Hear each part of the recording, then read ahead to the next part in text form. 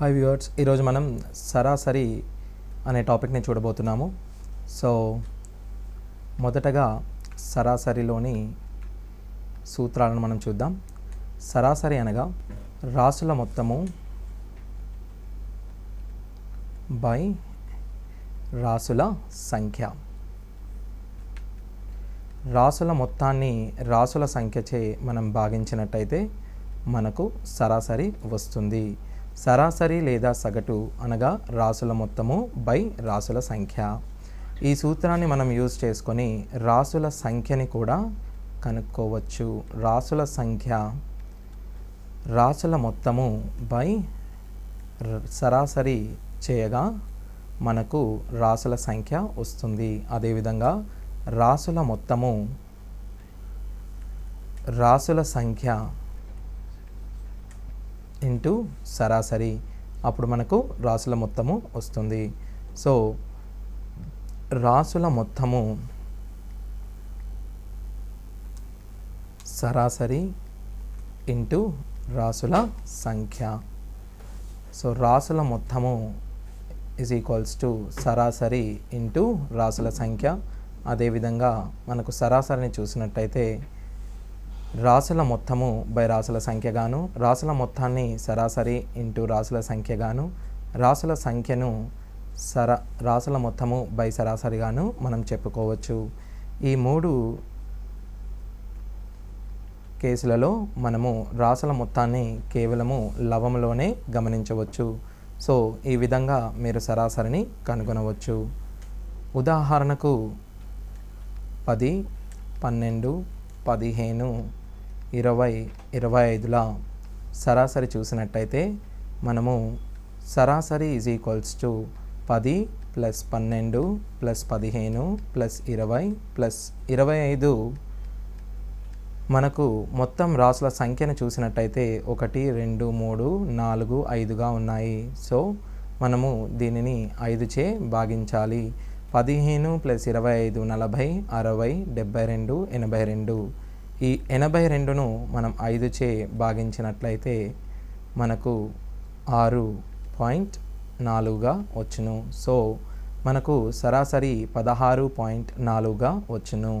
ఇది మనము 3 అంకెల సంఖ్యలను తీసుకున్నట్టయితే 312, 315, 323, 329, 335ను తీసుకున్నట్టయితే ఇప్పుడు సరాసరి కనుక్కోవడానికి మనము రాసుల సంఖ్య రాసుల మొత్తముని కనుక్కోవాల్సి ఉంటుంది.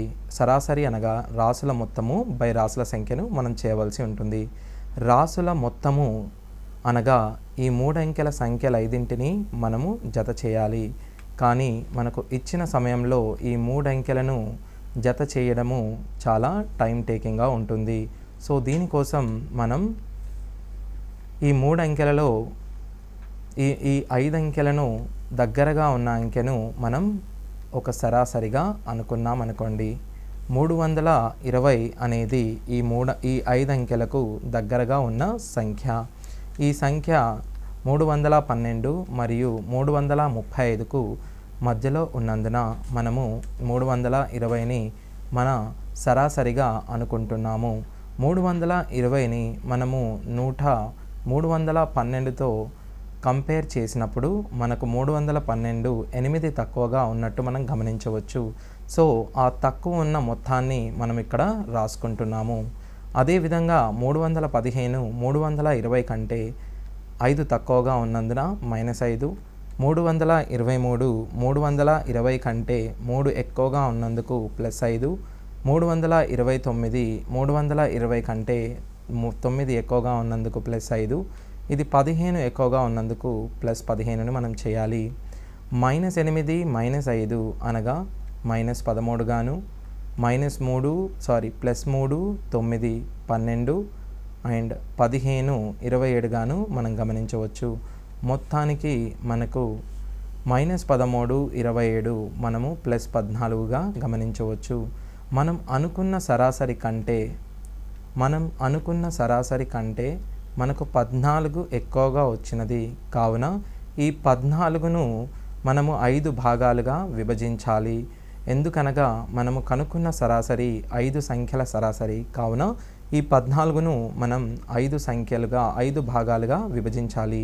సో 5 భాగాలుగా విభజించినట్లయితే 320 ప్లస్ 2.8గా వచ్చును. ఇలా చేసినట్లయితే మనము సంఖ్యలను జత చేయకుండానే సరాసరిని కనుగొనే అవకాశం ఉంటుంది. 322.8 అనేది ఈ సంఖ్యల యొక్క సరాసరి. ఇలా చేయడం వల్ల మనము సమయాన్ని ఆదా చేసుకునే అవకాశం ఉంటుంది. ఇదే విధంగా మనము ఈ అంకెలను తీసుకున్నట్టయితే దీని యొక్క సరాసరిని ఇంకో నెంబర్ కూడా అనుకొని మనం చేయవచ్చు. 323ని సరాసరిగా మనం అనుకుంటే 323 కంటే 312 అనేది 9 తక్కువగా ఉన్నందున ఇక్కడ -9 అని, అదేవిధంగా -11 అని, అదేవిధంగా 315 8 తక్కువగా ఉన్నందున -8 అని, 323ను మనం 323చే కంపేర్ చేసుకున్నట్టయితే 0 అని, 323 329 కంటే 6 ఎక్కువ ఉన్నందున ఇక్కడ +6 అని, ఇక్కడ 12 ఎక్కువగా ఉన్నందున +12 అని మనం అనుకుందాం. సో ఇప్పుడు మనం చూసినట్టయితే ఇది -19, ఇది +18గా మనకు వచ్చును. మనము తీసుకున్న అంకె కంటే -1 తక్కువగా వచ్చినది. ఇప్పుడు మన సరాసరి 323 -1. ఈ 1ని మనం 5 భాగాలుగా విభజించాలి.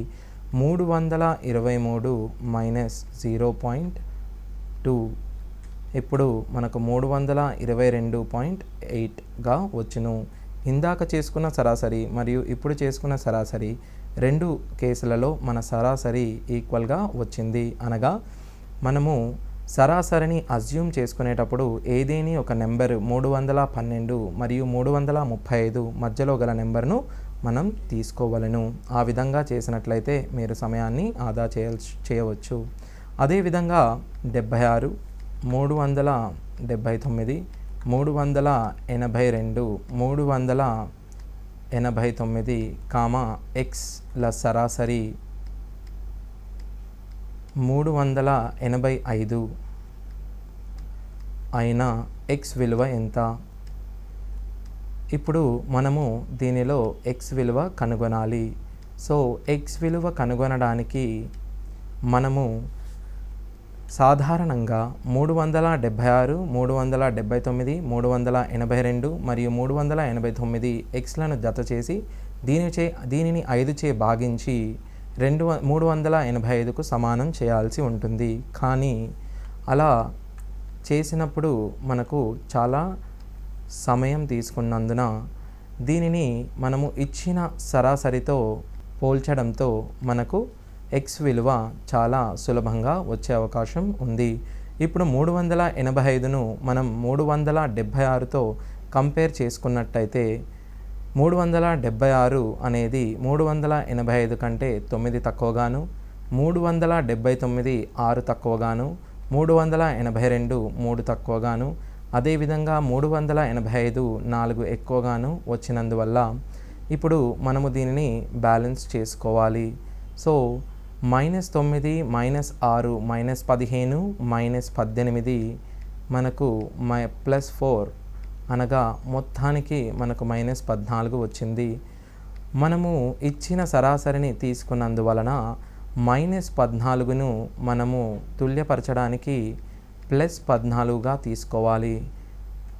అనగా x అనేది 385 కంటే 14 ఎక్కువగా చూపిస్తుంది. అనగా 399గా మనం x విలువను తీసుకోవచ్చు. ఈ విధంగా మనము ఇచ్చిన సంఖ్యల సరాసరిని సులభంగా కనుగొనడానికి అవకాశం ఉంటుంది. ఇదే విధంగా ఇచ్చిన సంఖ్యలు అంక శ్రేణిలో ఉన్నట్టయితే మనము వాటి యొక్క సరాసరిని మొదటి సంఖ్య ప్లస్ చివరి సంఖ్యల సగటుగా తీసుకోవచ్చు. ఉదాహరణకు 10, 20, 30, 40ల సరాసరి. 10, 20, 30, 40ల సరాసరి 10 + 40/2 అనగా 25గా మనం గమనించవచ్చు. 25 కేవలం మొదటి ప్లస్ చివరి సంఖ్యల మొత్తమే కాకుండా రెండవ సంఖ్య ప్లస్ మూడవ సంఖ్యల మొత్తము కూడా అనగా 25 మనకు ఖచ్చితంగా మధ్య విలువ అగును. సో నెంబర్స్ మనకు అంక శ్రేణిలో ఉన్నప్పుడు సరాసరి అనేది వాటి మధ్య విలువకు మధ్యగతానికి సమానంగా ఉంటుంది. అదే మనకు 5 సంఖ్యలు అర్థమెటిక్ ప్రోగ్రెషన్ అనగా అంక శ్రేణిలో ఇచ్చినప్పుడు 10, 20, 30, 40, 50 అనే 5 సంఖ్యలు ఇచ్చినప్పుడు మనకు వీటి సరాసరి అనేది మొదటి సంఖ్య ప్లస్ చివరి సంఖ్యల సరాసరి లేకపోతే మధ్య విలువ. సో మనం మధ్య విలువ వచ్చేసి 30 గాను లేదా మొదటి మరియు చివరి సంఖ్యల సరాసరి 1 + 50/2 60 గాను మనము గుర్తించవచ్చు. 60/2 30. సో ఈ రెండు కేసులలో మనకు సరాసరి 30గా వచ్చినది. అనగా ఏదేని ఒక సీక్వెన్స్ అంక శ్రేణిలో ఉన్నట్టయితే దాని సరాసరి మొదటి సంఖ్య ప్లస్ చివరి సంఖ్య /2 లేదా దాటి యొక్క మధ్యగతము అనగా మధ్య విలువను మనము వాటి సరాసరిగా తీసుకోవచ్చు.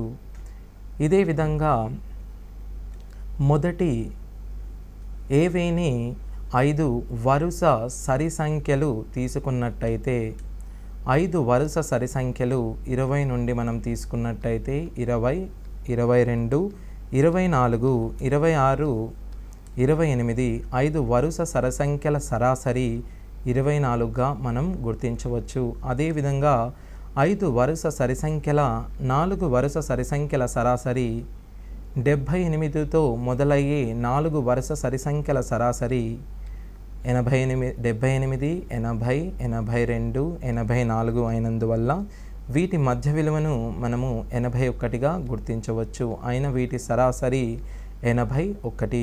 అదేవిధంగా ఏవేని 4 వరుస బేసి సంఖ్యలను మనం తీసుకున్నట్టయితే 13, 15, 17, 19 వీటి యొక్క సరాసరిని మనం 16గా గుర్తించవచ్చు. అదే ఏవేని వరుస 8 సంఖ్యలను తీసుకున్నట్టయితే 8 పూర్ణ సంఖ్యలను నేను ఇప్పుడు తీసుకుంటున్నాను. 70, 71, 72, 73, 74, 75, 76, 77 వీటి యొక్క సరాసరి మొదటి సంఖ్య ప్లస్ చివరి సంఖ్య /2 లేదా మధ్య విలువ అనగా 73.5 మధ్యలో ఉన్న రెండు సంఖ్యలను సరాసరి చేసిన ఈ మొత్తం శ్రేణి యొక్క సరాసరి మనకు వచ్చును. ఇది కేవలం మనకు ఇచ్చిన శ్రేణి అంక శ్రేణిలో ఉన్నప్పుడు మాత్రమే ఈ సూత్రమును మనము ఉపయోగించవలెను. సో ఇచ్చిన శ్రేణి అంక శ్రేణిలో ఉన్నందువల్ల నేను మొదటి సంఖ్య ప్లస్ చివరి సంఖ్య /2 లేదా మధ్య విలువ /2 అనేది చేయడం జరిగినది. ఉదాహరణకు 4 వరుస సరి సంఖ్యల 4 వరుస సరి సంఖ్యల సరాసరి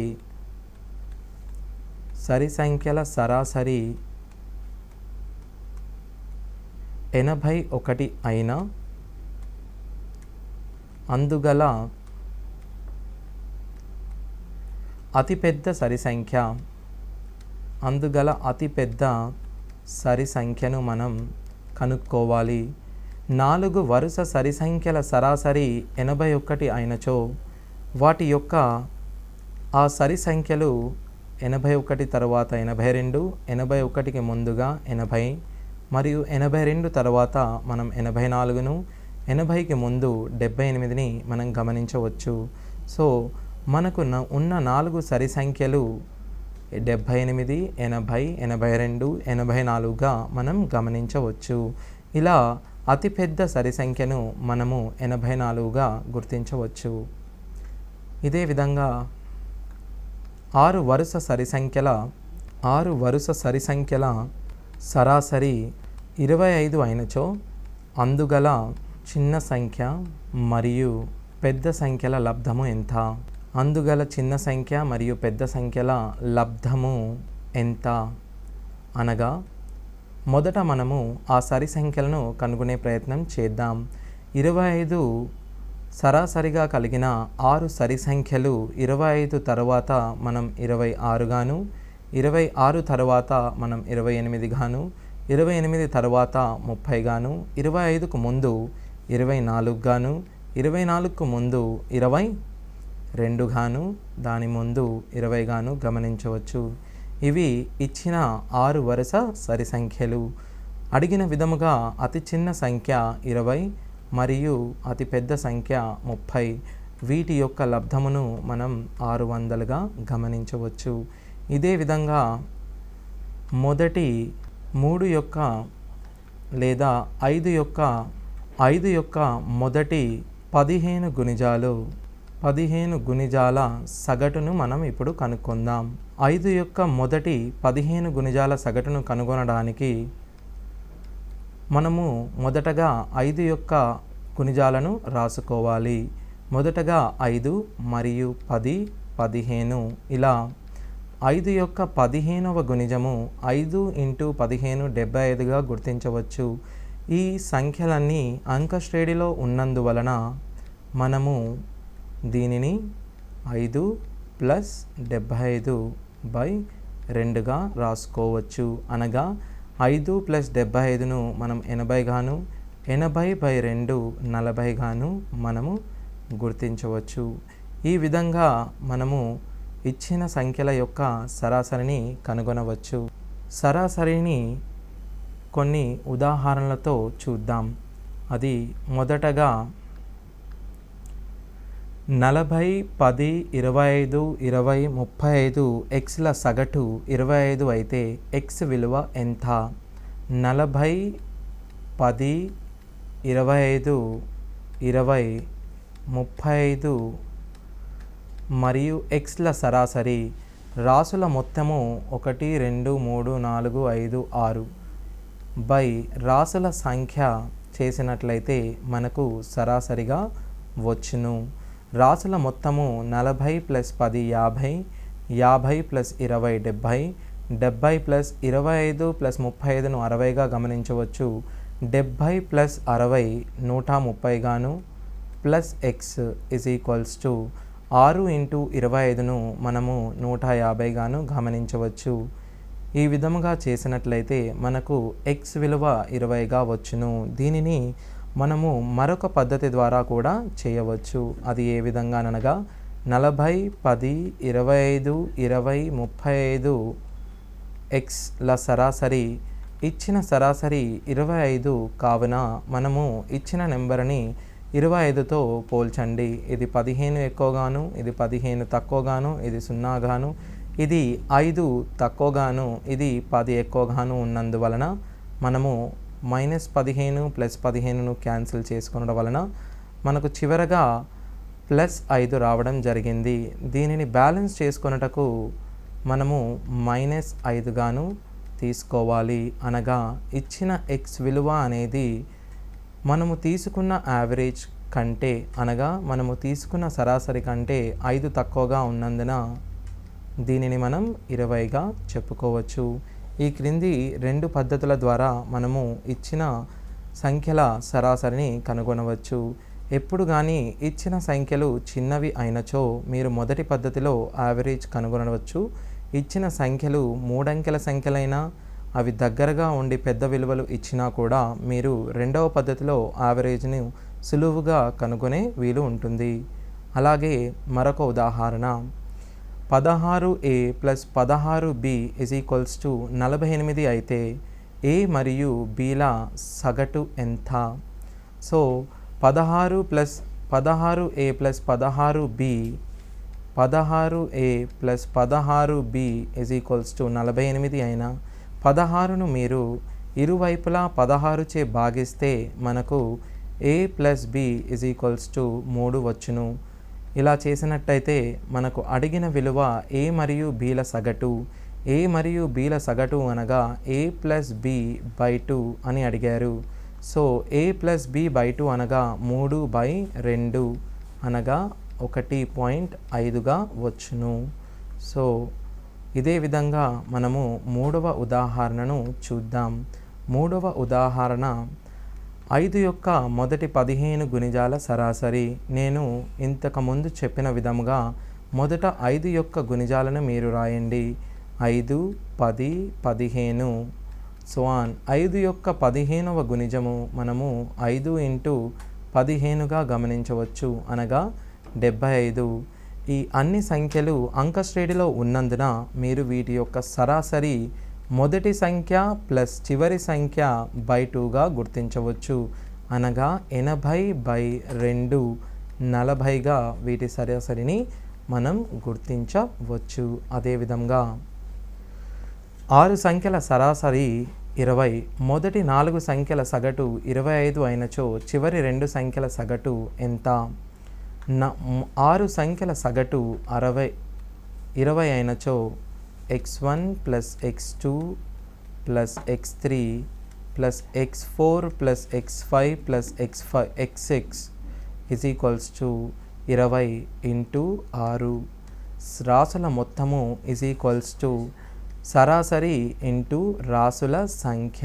ఈ విధంగా మనం చేసినచో 120 వచ్చును. మొదటి 4 సంఖ్యల సరాసరి 25 అనిన x1 + x2 + x3 + x4ను మనం 25 × 4 100గా గమనించవచ్చు. అనగా మనం ఇక్కడ గమనించినట్టయితే మొదటి సమీకరణము మరియు రెండవ సమీకరణము నుండి x5 + x6 విలువను మనం గుర్తించవచ్చు. 6 సంఖ్యల మొత్తము 120 గాను మొదటి 4 సంఖ్యల మొత్తము 100 గాను అయినట్టయితే x5 + x6ను మనం 20గా గమనించవచ్చు, అనగా ఇరువైపులా 2చే భాగించగా మనకు x5 మరియు x6ల సరాసరి 10గా వచ్చును. సో ఈ విధంగా మనము x5 మరియు x6ల సరాసరిని కనుగొనవచ్చు. చివరి 2 సంఖ్యల సగటును మనం x5 + x6గా మనము గమనించవచ్చు. 9 సంఖ్యల సగటు 30, మొదటి 5 సంఖ్యల సగటు 25 కాగా చివరి 3 సంఖ్యల సగటు 35 అయితే 6వ సంఖ్యను మనము 1గా తీసుకుందాము. సంఖ్యల మొత్తము మనము చేసినచో మొదటి 5 సంఖ్యల సరాసరి 25 కావున మొదటి 5 సంఖ్యల మొత్తము 125 గాను చివరి 3 సంఖ్యల సరాసరి 35 అయినందున చివరి 3 సంఖ్యల మొత్తము 115 గాను మరియు మిగిలిన 6వ సంఖ్యను x గాను చేయగా వీటి మొత్తము 9 సంఖ్యల సగటు 30 ఇచ్చిన 9 × 30 270గా మనం గమనించవచ్చు. ఈ 3 సంఖ్యలను మనము జత చేసిన 230 + x = 270గా వచ్చును. x = 40గా మనం గుర్తించవచ్చు. ఇది రాసుల సంఖ్య మరియు రాసుల మొత్తము అనే సూత్రము ద్వారా మనము ఈ సరాసరిని లేదా 6వ సంఖ్యను కనుగొనడం జరిగినది. మరి ఒక ఉదాహరణను మనం గమనించినట్లయితే వికాస్ ABCD సబ్జెక్టులలో 80 మార్కులు సగటు పొందాడు, అనగా వికాస్ యొక్క మొత్తం మార్కులు ABCD నందు 85 × 4 అనగా 104 5ల 20 36గా 340గా మనం గమనించవచ్చు. అదే A మరియు B సబ్జెక్టులలో 75 మార్కులు పొందితే సగటున A మరియు Bలలో 75 మార్కులు, అనగా 75 × 2ను మనము రాసుల మొత్తముగా గుర్తించవచ్చు. ఈ 2 సమీకరణాల నుంచి మనము మొదటి సమీకరణం నుంచి రెండవ సమీకరణమును తీసివేసినచో మనకు C మరియు Dల మొత్తం వచ్చును. C మరియు Dల మొత్తము 340 -150ని చేసినట్టయితే మనకు 190గా వచ్చును. కానీ మనను అడిగినది C మరియు D సబ్జెక్టులో పొందిన సగటు మార్కులు సగటు మార్కులు అడిగినందువల్ల మనము ఇరువైపులా 2చే భాగించినట్లయితే 190/2 మనము 80, 95గా మనము వీటిని గుర్తించవచ్చు. ఈ విధముగా సరాసరి సూత్రాన్ని ప్రతిక్షేపించి మనము సరాసరిని కనుగొనవచ్చు. ఇదే విధంగా ఏ బ్యాగు యొక్క బరువు 5.5 కిలోలు, బి బ్యాగు ఏ బ్యాగు బరువు కంటే 3.5 కిలోలు ఎక్కువ అనగా ఏ బ్యాగు యొక్క బరువు 5.5 గాను, బి బ్యాగు యొక్క బరువు మనము 3.5 కిలోలు ఎక్కువ అనగా 3.5 ప్లస్ 5.5 9 కిలోలుగా మనము గుర్తించవచ్చు. ఆ 2 బ్యాగుల బరువుల సగటు ఎంత? ఈ 2 బ్యాగుల సగటును మనం కనుగొనదలిచిన a ప్లస్ b/2 అని అడుగుతున్నాడు. సో 5.5 ప్లస్ 9/2 చేయగా 14.2 కాగా 14ను మనం 2చే భాగించిన 7, 0.5ను మనం 2చే భాగించగా 0.25 కిలోలు వచ్చును. ఇదే విధంగా మనము మరి ఒక ఉదాహరణను చూసుదాము.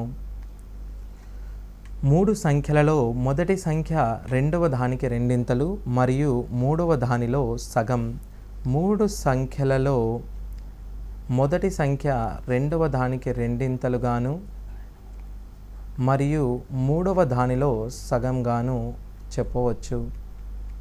అనగా మనము మూడవ సంఖ్యను 2x అనుకున్న మొదటి సంఖ్య x గాను మరియు రెండవ సంఖ్య x/2 గాను మనం చెప్పుకోవచ్చు. మొదటగా మనము రెండవ సంఖ్యను అనుకుందాం. రెండవ సంఖ్య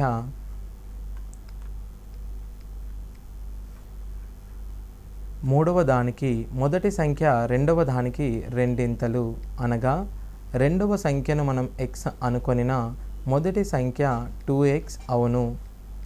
అదేవిధంగా మూడవ దానిలో సగం. మూడవ దానిలో మొదటి సంఖ్య సగం అనిన మూడవ సంఖ్యను మనము 4x అని అనుకొనవచ్చు. ఈ విధంగా చేసినట్టయితే మీకు ఆ సంఖ్యలు భిన్న రూపంలో రాకుండా మనం చేయవచ్చు. ఇంతకుముందు చేసిన విధంగా చేస్తే మనకు సంఖ్యలు భిన్న రూపంలో రావడం వలన మనకు క్యాలిక్యులేషన్ పార్ట్ కొద్దిగా ఇబ్బంది అయ్యే అవకాశం ఉంటుంది. సో మనము భిన్నాన్ని తీసివేయడానికి ప్రయత్నించుకోవాలి. ఈ విధంగా రాసినట్టయితే మనకు భిన్న రూపంలో రాకుండా ఉంటుంది.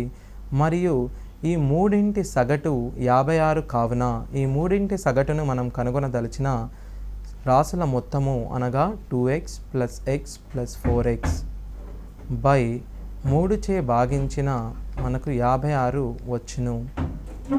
7x/3 = 56 అనినా 7, 8 x మనకు 24గా చెప్పవచ్చు.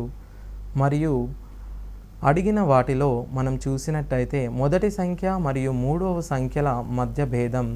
మొదటి సంఖ్యను మనము 2x, మూడు సంఖ్యను 4xగా గమనించవచ్చు. వీటి మధ్య భేదమును మనము 4x - 2x అనగా 2xగా మనం గమనించవచ్చు. 2 × 24 మనము 48గా చెప్పవచ్చు.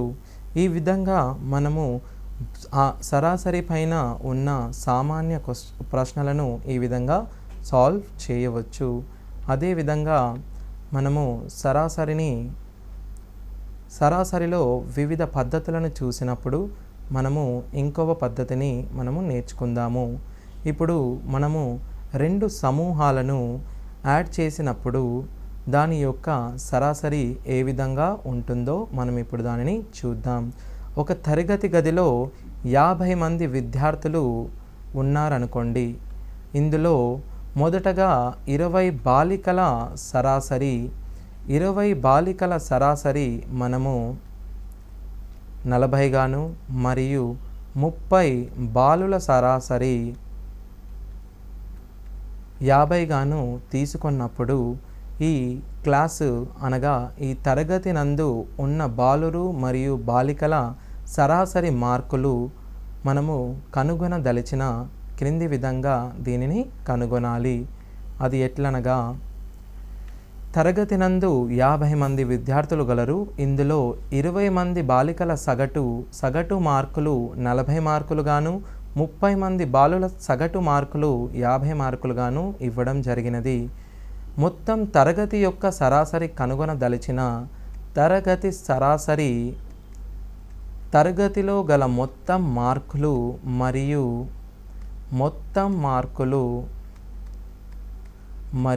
మొత్తం విద్యార్థుల సంఖ్యచే మనము భాగించవలసి ఉంటుంది. తరగతిలోని మొత్తం మార్కులు కనుగొనుటకు మనము సరాసరి యొక్క సూత్రాన్ని ఉపయోగించవలసి ఉంటుంది. మొత్తం మార్కులు = సరాసరి ఇంటూ రాసుల సంఖ్యగా మనం గమనించవచ్చు. అలా గమనించినట్లయితే 40 × 20 గాను, 50 × 30 గాను చెప్పవచ్చు.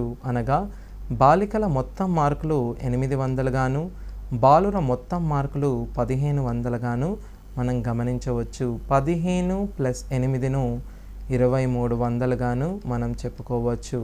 ఈ విధంగా తరగతిలోని మొత్తం విద్యార్థుల సరాసరి మార్కులు 2300 విద్యార్థుల సంఖ్యను చూసినట్లయితే 50 గాను, మొత్తం సరాసరి 46 మార్కులుగాను మనం గమనించవచ్చు.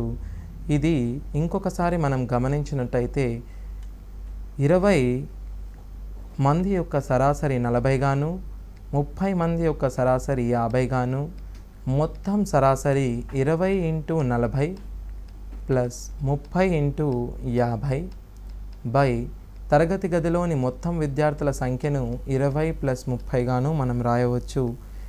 దీనిలో మనము 10ని ఉమ్మడి కారణాంకముగా తీసిన 2 × 40 + 3 × 50గా మనం రాసుకోవచ్చు. కింద హారము నుండి కూడా 10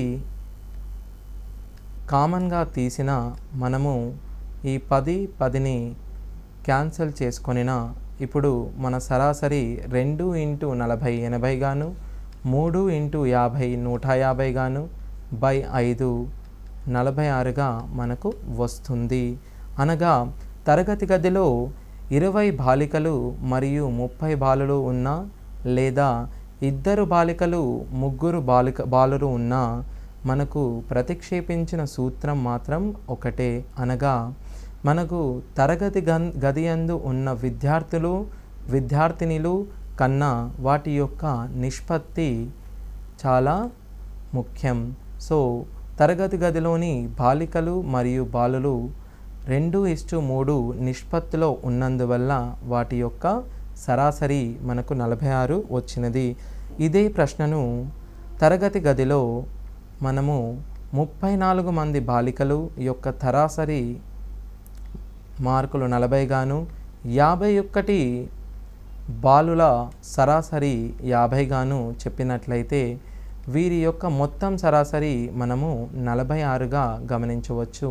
ఎందుకనగా నేను ఇక్కడ బాలికలు మరియు బాలుల సంఖ్యను మార్చడం జరిగింది, కానీ వాటి నిష్పత్తి ఇంకను 2:3లోనే ఉంది. కనుక వీటి యొక్క సరాసరి 46గా ఇప్పటికీ మనం వీటిని గుర్తించవచ్చు. అనగా n సమూహాలుగా కలిగిన విద్యార్థుల యొక్క సరాసరి ఏవనైనను, n2 విద్యార్థులు యొక్క సరాసరి A2 అయినను, మొత్తం n1 and n2 విద్యార్థుల సరాసరిని మనము n1 A1 గాను ప్లస్ n2 A2 గాను n1 ప్లస్ n2గా మనం గమనించవచ్చు. దీనిని నేను క్యాపిటల్ Aతో సూచిస్తున్నాను. అదేవిధంగా మూడవ సమూహము n3 మెంబర్స్ కలిగి వాటి యొక్క సరాసరి A3 అయినను n1 A1 plus n2 A2 plus n3 A3 n1 plus n2 plus n3గా మనం గమనించవచ్చు. ఇక్కడ మనము లవములో రాసుల మొత్తమును, హారములో రాసుల సంఖ్యను చేయడం జరిగినది. ఇదే విధంగా మనము ఈ ఫార్ములాని చూసినట్టయితే N1A1 plus N2A2 by N1 plus N2ను నేను క్యాపిటల్ ఏతో సూచించడం జరిగింది. ఈ N1A2ను మనము కుడివైపు తీసుకువెళ్ళిన N1A1 ప్లస్ N2A2గా is equals to N1A plus N2A చెప్పుకోవచ్చు. ఇప్పుడు ఈ N1ను ఇటువైపు, N2ను మనం ఇటువైపు తెచ్చిన N1A1 మైనస్ క్యాపిటల్ ఏ గాను is equals to N2 into capital A minus A2 గాను మనము దీనిని గుర్తించవచ్చు. దీనిని సులభ పద్ధతిలో గుర్తుంచుకోవడానికి మొదటగా N1 గ్రూపు మరియు N2 గ్రూపు కల విద్యార్థులను యొక్క సరాసరి A1 గాను, వీటి విద్యార్థుల సరాసరి A2 గాను, మొత్తం N1 మరియు N2 విద్యార్థుల సరాసరిని క్యాపిటల్ ఏని గాను మనము గుర్తించాలి. ఇప్పుడు మనం N1 ఇంటూ వీటి యొక్క డిఫరెన్స్ను మనం D1 గాను, N2 ఇంటూ వీటి యొక్క డిఫరెన్స్ను D2 గాను గమనించినట్టయితే N1ను మొదటగా ఉన్న డిఫరెన్స్తోని భేదముతోని మనము లబ్ధము చేయవలను. కుడివైపు N2 into capital A minus A2గా చేయవలను. ఇలా మనం ఈ ఫార్ములాను సులువుగా గుర్తించుకోవచ్చు. రెండు వైపుల నుండి మనము మైనస్ను కామన్ తీసిన ఇదే ఫార్ములాను మనము capital A minus A1 is equals to N2 into A2 minus capital ఏగా గుర్తించవచ్చు. మనము A1 అనేది మొదటి N1 మంది యొక్క సరాసరి మరియు A2 అనేది N2 మంది యొక్క సరాసరిగా గుర్తించాలి. క్యాపిటల్ ఏ అనేది ఎల్లప్పుడూ A1 మరియు A2 మధ్యలో ఉండును.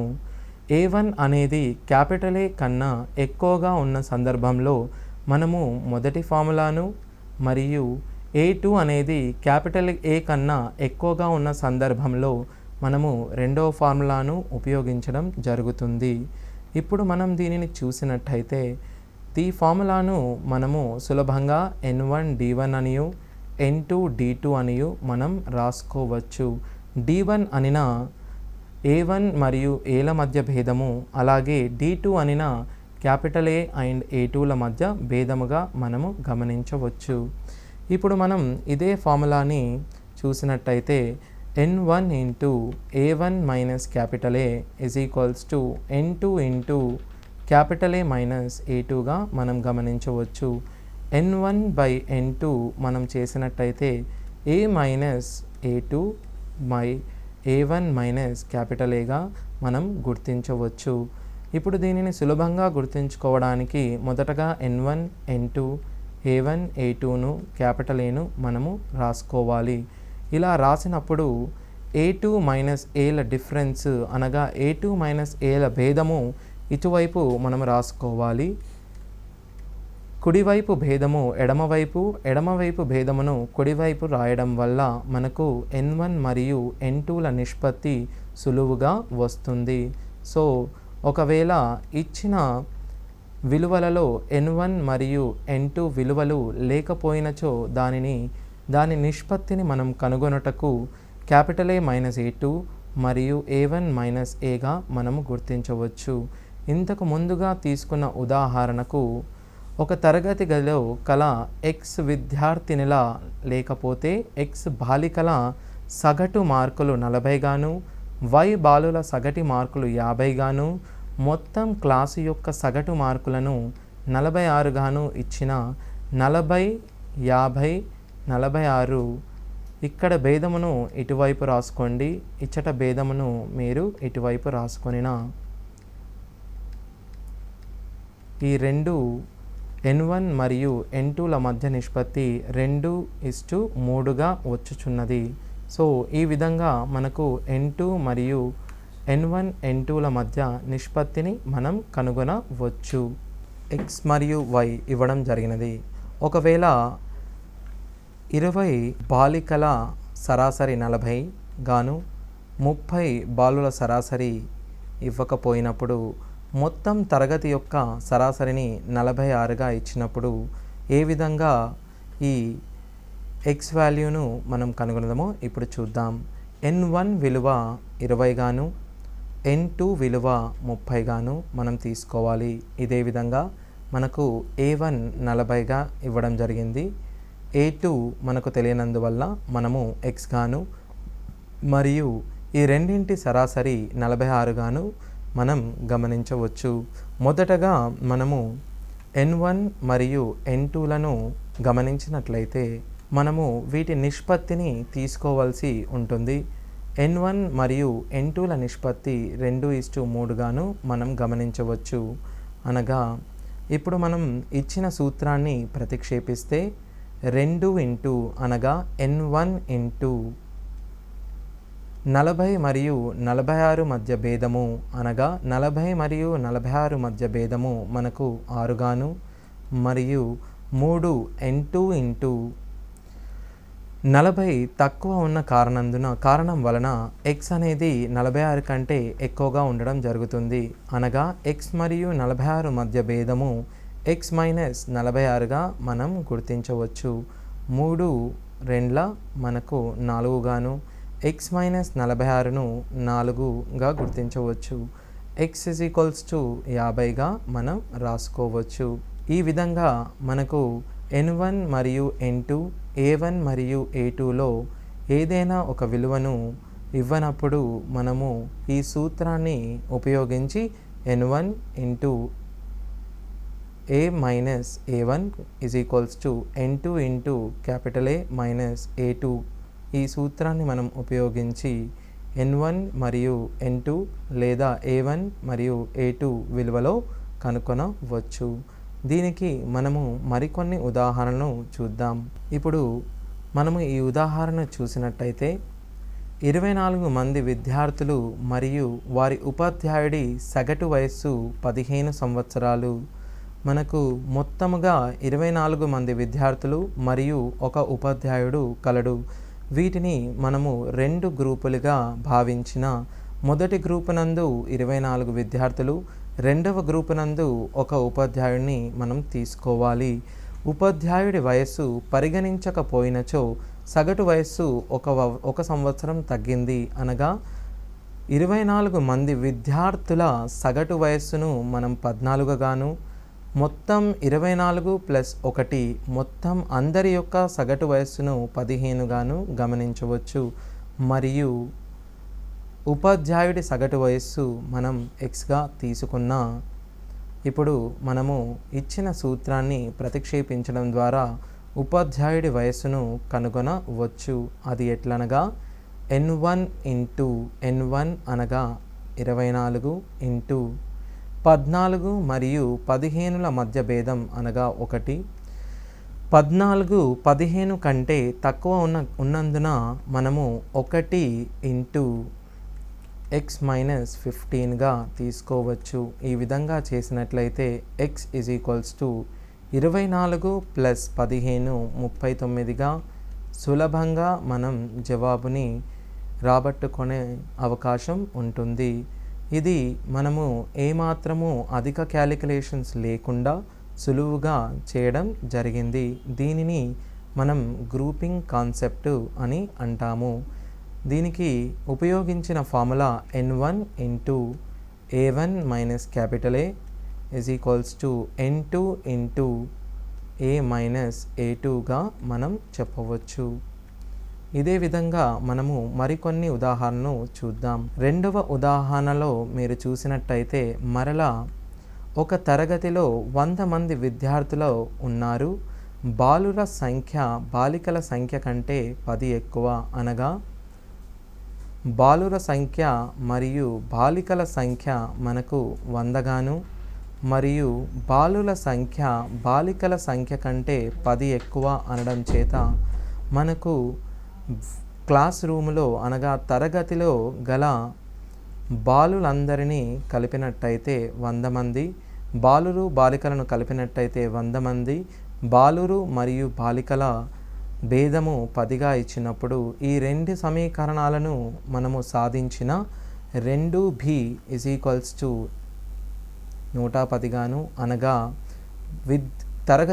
గదిలో గల విద్యార్థుల సంఖ్య 55 గాను, బాలికల సంఖ్యను 45 గాను మనం గుర్తించవచ్చు. ఈ విధంగా మొదట మీరు బాలికలను కనుగొనాలి.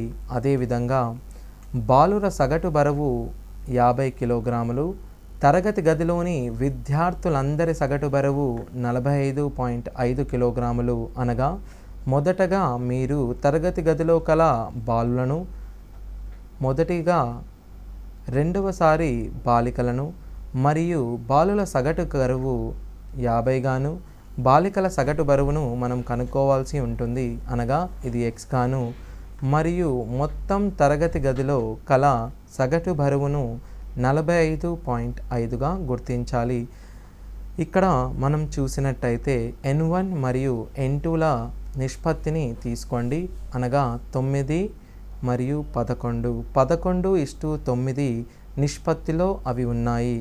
ఇప్పుడు మనం సూత్రాన్ని ప్రతిక్షేపించి x వాల్యూని కనుగొనవచ్చు. అది ఎట్లనగా 11 ఇంటూ ఈ రెండింటి మధ్య భేదము 50 మరియు 45.5 మధ్య భేదము 4.5 గాను, ఇదే విధంగా 9 ఇంటూ 50 45.5 కంటే ఎక్కువ ఉన్నందుచేత మనము x అనేది 45.5 కంటే తక్కువగా ఉంటుంది. సో దీనిని మనం 45.5 మైనస్ xగా చెప్పవచ్చు. ఇక్కడ 9 ఒకట్లు 9 0.5 గాను మనం గమనించాలి. 11 ఇంటూ 0.5ని మనం 5.5 గాను = 45.5 మైనస్ x గాను రాసుకొనవచ్చు. ఈ సమీకరణాన్ని సాధించిన మనకు x విలువ 45.5 మైనస్ 5.5 అనగా 40గా వచ్చును. ఈ క్రింది విధంగా మనము రెండవ ఉదాహరణను సాధించడం జరిగింది. ఇందులో మొదటగా మనము బాలికలను కనుగొని దాని తరువాత దాని సరాసరులను ఇచ్చిన సూత్రంలో ప్రతిక్షేపించగా ఈ వాల్యూ మనకు సులభంగా వస్తుంది. అదేవిధంగా మూడవ ఉదాహరణను మనం చూసినట్టయితే ఒక బ్యాట్స్మెన్ తన 12వ ఇన్నింగ్స్లో 63 పరుగులు చేసి తన స్కోరు సగటున 2 పరుగులను పెంచుకున్నాడు. అనగా 12వ ఇన్నింగ్లో తను చేసిన పరుగుల సంఖ్య 63 గాను, అంతకుముందు 12వ ఇన్నింగ్స్ తరువాత అతని సగటు స్కోరును మనం ఇప్పుడు కనుగొనాలి. అనగా 12వ ఇన్నింగ్లో ఆ బ్యాట్స్మెన్ చేసిన పరుగుల సంఖ్య 63 గాను, అంతకుముందు 11 ఇన్నింగ్స్లో అతడు చేసిన సరాసరి పరుగులను మనం x-2 అనుకొనడం వల్ల మొత్తం 12 ఇన్నింగ్ల యొక్క సరాసరిని మనం xగా గమనించవచ్చు. దీనిని మనం ఇక్కడి నుంచి చూడవచ్చు. తన స్కోరు సగటు దానివల్ల 2 పరుగులు పెంచుకున్నారు. అనగా 11 ఇంటూ x-2 మరియు xల మధ్య భేదము 2 గాను, మరియు 1 ఇంటూ x-2 x కంటే తక్కువ ఉన్నందువల్ల 63 x కంటే ఎక్కువగా ఉండడం మనం గమనించవచ్చు. 63 మైనస్ xగా మనం గుర్తించవచ్చు. ఈ విధంగా 63 మైనస్ xని 22 గాను, x = 63 మైనస్ 22 41 గాను మనం గుర్తించవచ్చు. ఈ విధంగా మనం మూడవ ఉదాహరణను సులువుగా క్యాలిక్యులేట్ చేసుకోవచ్చు. ఇదే విధంగా నాలుగవ ఉదాహరణను మనం చూద్దాం. ఒక తరగతిలోని 28 మంది విద్యార్థుల సగటు వయస్సు 12 సంవత్సరాలు. ఒక తరగతిలోని 28 మంది విద్యార్థుల సగటు వయస్సు 12 సంవత్సరాలు కాగా వారి ఉపాధ్యాయుని వయసు కలిపితే, అనగా 28 మంది సగటు వయస్సును మనం 12 సంవత్సరాలుగా గమనించడం జరిగింది. వారి ఉపాధ్యాయుని వయస్సు అనగా ఒక వ్యక్తిని మనం కలిపిన వారి సగటు మరొక సంవత్సరం పెరుగుతుంది. అనగా ఇప్పుడు 29 మంది యొక్క సగటు 13గా మనం గమనించవచ్చు. అనగా ఉపాధ్యాయుని సగటును మీరు ఎక్స్గా అనుకోండి. ఇప్పుడు మరల మనం అదే ఫార్ములాను ప్రతిక్షేపించిన అనగా n1 28 ఇంటూ 12 మరియు 13ల మధ్య భేదం 1గాను, n2 అనగా 1 ఇంటూ 12 13 కంటే తక్కువ ఉన్న కారణం చేత x అనేది 13 కంటే ఎక్కువగా ఉంటుంది. అనగా మీరు x - 13 అని రాయగలరు. x = 28 మైనస్ ఇటు రావడం వల్ల మీకు +13గా మారుతుంది. 28 13ను మనం జత చేసిన మనకు 41 వస్తుంది. ఈ విధంగా మనము దీని యొక్క జవాబుని కనుక్కొనవచ్చు. ఇదే విధంగా మనము మరి ఒక ఉదాహరణను చూద్దాం. ఒక తరగతి గదిలోని 150 మంది విద్యార్థుల సగటు బరువు 60, 50 మంది విద్యార్థుల సగటు బరువు 70 కిలోగ్రాములు అయితే విద్యార్థుల సగటు బరువు ఎంత? ఒక తరగతిలో మొత్తం 150 మంది విద్యార్థుల సగటు బరువు 60. అందులో విద్యార్థుల సంఖ్య అనగా 50 మంది విద్యార్థుల సరాసరి 70 కిలోగ్రాములుగాను ఇచ్చారు. విద్యార్థులు 50 మంది అనినా మొత్తం 150 మంది కాగా విద్యార్థులను మనము 100గా గుర్తు పట్టవచ్చు. ఈ విధంగా చేసినట్టయితే మొత్తం సరాసరి బరువు 60. విద్యార్థినుల సరాసరి బరువును మనం xగా తీసుకున్నట్టయితే మనము తిరిగి సూత్రములో ఈ విలువలను ప్రతిక్షేపించదము.